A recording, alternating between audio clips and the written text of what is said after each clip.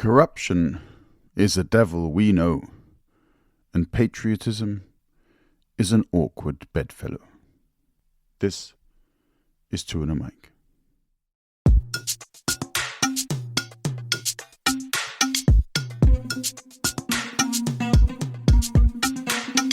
Dung weche pek kod welo mabiro e TwoandaMic.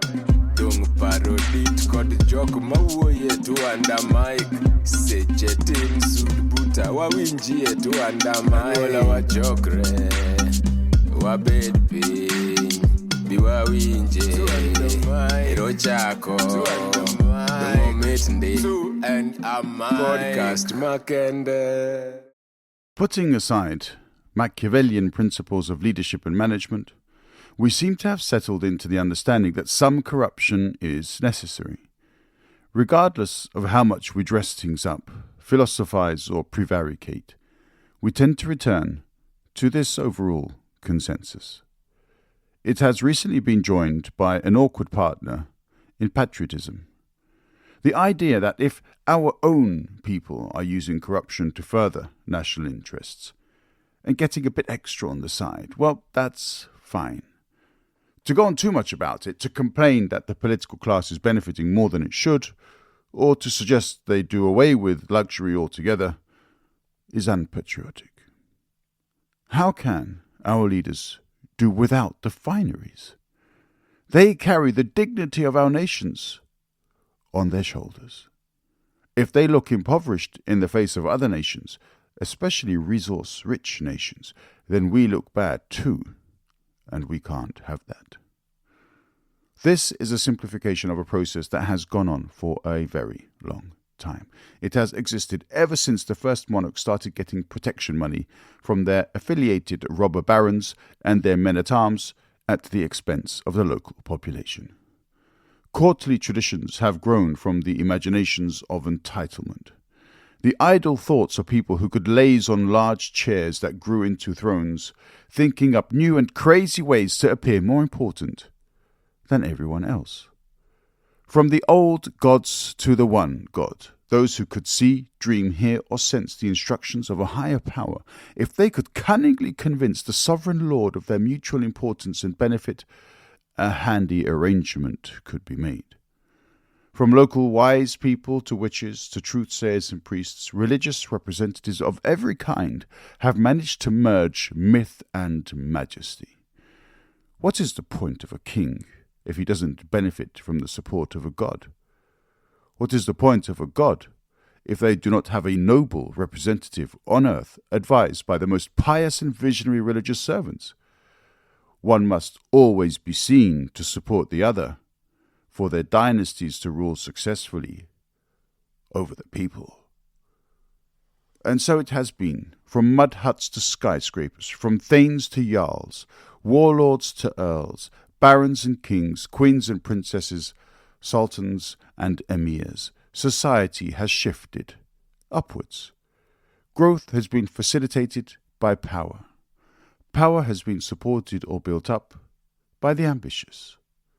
Through all the histories, people have emerged with either intelligence, cruelty, strength or ingenuity, inspiration or pure luck to lead transferences from what was to what would become. Why could people no longer address monarchs by their names? Which king first decided those beneath him should not have the right to look into his eyes? Why could underlings not turn their backs on their monarchs when leaving the throne room? What was the point of only speaking when spoken to? Why couldn't our daughters refuse the advances of princes without punishment? These leaders got away with whatever they were allowed to get away with.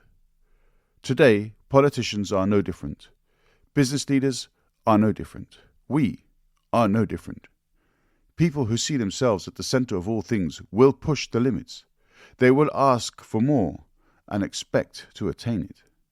They will revolutionize and disrupt. They will become market leaders and forces around which people with more modest inclinations will gravitate, feeding off the remnants of concepts and scraps. They feel it is their job to create systems and technologies that murder lesser people. And yet the truth is that not a person has been born, nor will one ever be, who is better than another. Industries are created, niches are expertly devised, networks are formed, groups and sectors, societies and global trade. A world of wealth at the mercy of those who seem like they are comfortable handling it all. Facilitators and artists, teachers and trainers, administrators and assistants, carers and fixers, engineers and inventors, we all have our moments in the sands of human experience. Yet in between these lines and roles is the dark matter of corruption.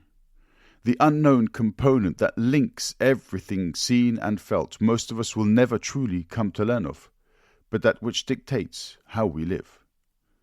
It siphons away our money at source. It claims to represent our interests, but it only seems to take. It decides how much time we spend doing what we want to do. It sets limits, it gives us hope, it teases us, draws us in with little tokens here and there. We can have everything we want if only we are willing to do all the things someone, somewhere has deigned we need to do. If we live well, then we need to accept how things are, to keep living well. If we don't live well, we are told it's our fault, and we need to try harder.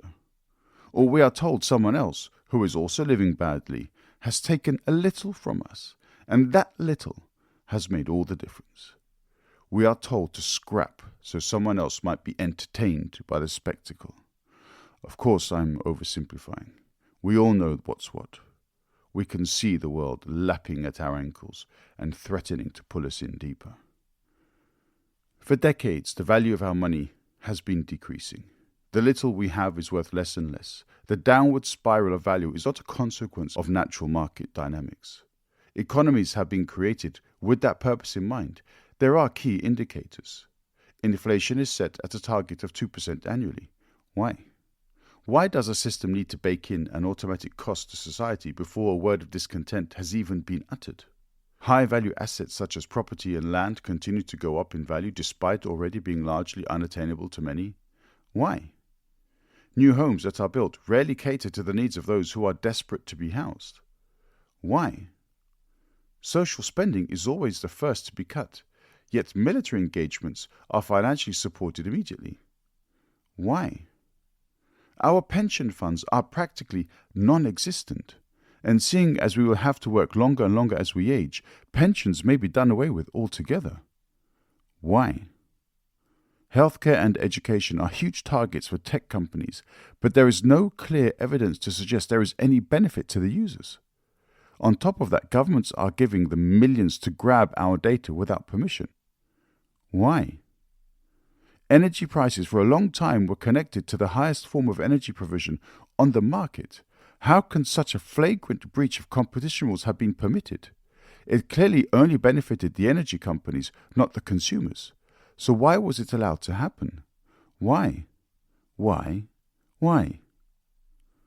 Everything about life is not bad. So much of the world we have created is a pleasure. We make friendships from childhood who, if lucky, accompany us into old age. We find partners, we have kids of our own, watch them grow and marvel at the process. There are stories everywhere we turn. Even when we work, there are genuine pleasures to be had. Our colleagues greet us with a smile and a cuppa in the mornings. When it's cold, we share the warmth of our affections. When it's warm, we run into the sun and bathe in its rays. We sing, we dance, we play, we live. We want to live. Boy, do we want to live. Yet behind every happiness felt lies a story that reaches into our reverie from the past. There is always a reminder of what came before. It doesn't define us, but it is a reminder of how fragile we are. Through the pain of understanding, the suffering of survival, comes the battle to keep going. True, it's great to see unbridled elation when crossing that winning line, but no victory comes without loss or pain. We are inspired and motivated not by mere victory, but by how people have faced the worst humanity can throw at them, yet they still step up and lead the way. The survivors whose society turned its back on because the glitz and glamour of the Epsteins and Weinsteins, the playboys and girls, swept up the admiration of the camera lenses and blinded everyone in their brilliance. but no amount of bling can disguise the hideousness of a decayed soul. The children and young women emerged through the smokescreens put up by politicians, spy rings, police services, and the self-styled elites that felt so entitled they were above mere mortal ethics. These survivors, they are the ones, however, with infinite grace. These are the victors I think of. They are the ones who history will smile upon when the final sabres have been rattled. This corruption of the human mind that hails from the murderous fantasies of the first kings to the child sex traffickers that scream patriotism from international stages is the disease we must cut out. We can accept it not at all. It is neither needed nor patriotic. It laughs at us with every vote or voice it steals. We give of ourselves so much, our sweat and tears, our blood and toil. We must draw the line at our children and their futures. We cannot allow them to be used and abused. Our blindness cannot be so complete as to allow that. No idea of a nation-state, no flag nor anthem will ever deserve such a sacrifice. Yet we throw our children at enemies created by the corruption that wants to rape and abuse them. The corruption that enriches itself at our cost while sending our kids to fight in wars and then wants us to be thankful for the flag that smothers the coffins they are returned to us on. The strength of a people is to be found in the flowering of their children, how they grow and learn and create and improve. Our nations are not strong because of the presence of billionaires and millionaires. Their legacy wealth doesn't make us successful. The endless pursuit of wealth through economic systems deify growth above happiness, see success as an always bigger number rather than a sea of smiling faces, healthy bodies, and peoples united across the globe. This misguided fracturing of our relationship with nature has to be brought to an end. We are not divided from nature, we are of it.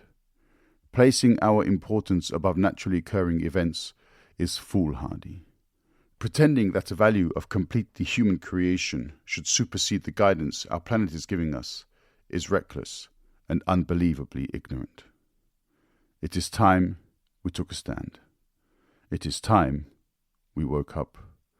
And it is time that we put our democracy to the test and elect people who are responsible enough not just to lead, but to actually appreciate the role that we have given them, the burden that they have to carry us through the chaos that their forebears have created, and to make us see the future where there is hope, not only in our minds, but also in what we can see in the changes that they will introduce.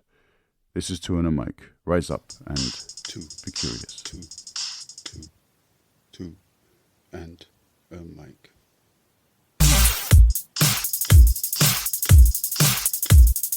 Two, and a mic.